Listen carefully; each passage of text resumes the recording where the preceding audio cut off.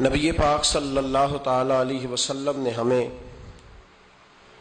ایک مکمل دستور حیات عطا فرمایا ہے، اور حضور صلی اللہ تعالی علیہ وسلم نے ہمیں پچھلی ساری قوموں سے جداگانہ اور ایک بھرپور اور ہر قسم کی خوشبو سے معمور دین عطا فرمایا ہے۔ کسی بھی اور قوم کی تھوڑی سی چیز کو بھی اسلام کے اندر شامل کرنا یا کچھ تھوڑی سی کسی سے کوئی چیز مستعار یا ادھار لینا، اسلام اس کو پسند نہیں کرتا۔ نبی پاک صلی اللہ تعالی علیہ وآلہ وسلم نے فرمایا، اہل یہود بغیر ٹوپی کے دستار باندھتے، جب سر پہ پگڑی باندھتے تو ان کے سروں پر ٹوپیاں نہیں ہوتی تھی۔ فرمایا تم نے ٹوپی پر دستار باندھنی ہے، یہودیوں کی مخالفت کرنی ہے، تم نے اہل یہود کی مخالفت کرنی ہے۔ فرمایا نصارہ کا طریقہ یہ ہے کہ وہ درمیان سے مانگ نہیں نکالتے، سر میں جب کنگھی کرتے ہیں تو درمیان سے مانگ نہیں نکالتے، تم نے درمیان سے مانگ نکالنی، ان کی تم نے مخالفت کرنی۔ فرمایا آتش پرست یہودی اور بہت ساری قوموں کا طریقہ یہ ہے کہ مونچھیں بڑی رکھتے ہیں، داڑیاں چھوٹی رکھتے ہیں۔ فرمایا تم نے ان کی مخالفت کرنی ہے، مونچھوں کو پست کرنا ہے اور داڑیوں کو بڑا کرنا ہے۔ کوئی چیز کسی اور کی مستعار لے کر دین میں شامل کرنے کو نبی پاک صلی اللہ علیہ وسلم نے پسند نہیں فرمایا، پسند نہیں کیا۔ فرمایا یہ کام تم نے نہیں کرنا، تمہاری علیحدہ ایک شناخت ہے، تم مسلمان ہو، تمہارا اٹھنا بیٹھنا کھانا پینا چلنا سونا جاگنا، حتیٰ کہ تمہارا نماز جنازہ بھی دوسروں سے منفرد ہے۔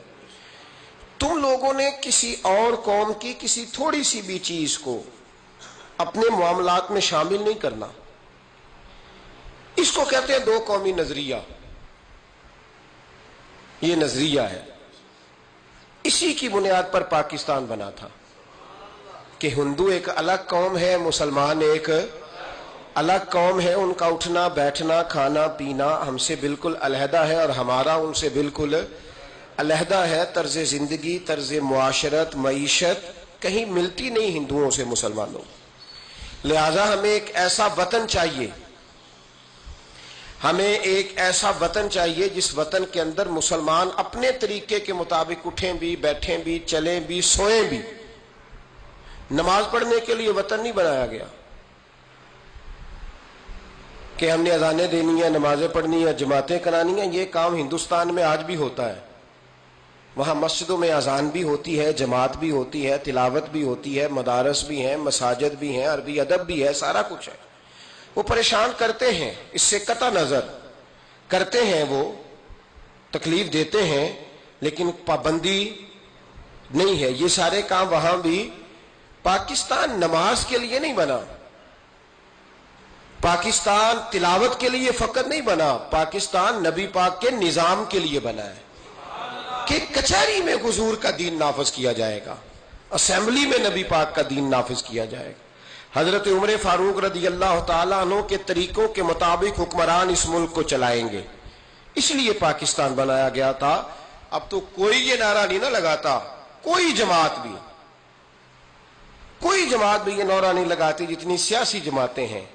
حالانکہ پاکستان کا نعرہ آج بھی ہر آدمی کو پتہ ہے کہ پاکستان کا مطلب کیا، لا الہ الا اللہ محمد رسول اللہ صلی اللہ تعالی علیہ۔ لیکن کوئی بھی سیاسی جماعت اب اس نعرے کو لگانے کو تیار، بلکہ اس نعرے سے کانپتے ہیں سیاسی حکمران، ان کو ڈر آتا ہے، ان کو پتا ہے کہ جب پاکستان کا ترجمہ لا الہ الا اللہ محمد رسول اللہ ہوگا تو سب سے پہلے ہمارے لیے مشکل بنے گی، ہمیں سب سے پہلے احتساب کے کڑے مراحل سے گزرنا پڑے گا۔ پاکستان دیکھیں نا، جمہوریت کے لیے اگر پاکستان بنا تھا تو جمہوریت تو میں ہمیشہ کہتا ہوں ہندوستان کی جمہوریت آج بھی پاکستان سے بڑی مستحکم ہے، ایک دفعہ بھی وہاں ڈکٹیٹر کی حکومت نہیں آئی۔ تو یہ جو ہمیں بتایا جاتا ہے، سبق پڑھایا جاتا ہے، ہماری نوجوان نسل آج تک ہر آدمی آتا ہے۔ میں نے کافی دن پہلے بھی کہا تھا، شاید رمضان میں نے یہ بات کی تھی کہ لوگ ہمیں نئے نئے نکات دیتے ہیں، کوئی 10 نکات دیتا ہے، کوئی 14 نکات دیتا ہے، کوئی 16 نکات دیتا ہے۔ ہمیں ضرورت نہیں تمہارے نکات کی، اس لیے کہ ہمیں سارے نقطے خطبہ حجت الوداع پہ نبی پاک نے عطا فرما دیے ہیں۔ صلی اللہ تعالی علیہ وسلم. کسی نقطے کی ضرورت نہیں ہے, ہم حاجت نہیں محسوس کرتے. جب کوئی پارٹی منشور دیتی ہے, دستور دیتی ہے, تو میں تو حیران ہوتا ہوں کہ کیا کر رہے ہیں یہ لوگ. ہمیں ضرورت نہیں کسی منشور دستور کی. سارے منشور, سارے دستور, سارے قانون, ساری باتیں آمنہ کے لال ہمیں عطا فرما گئے ہیں, ضرورت نہیں ہے. پاکستان بنا تھا دو قومی نظریے کی بنیاد پر. نظریہ کیا ہے؟ لا الہ الا اللہ محمد رسول اللہ صلی اللہ تعالی علیہ. حکمران اس کو بھول گئے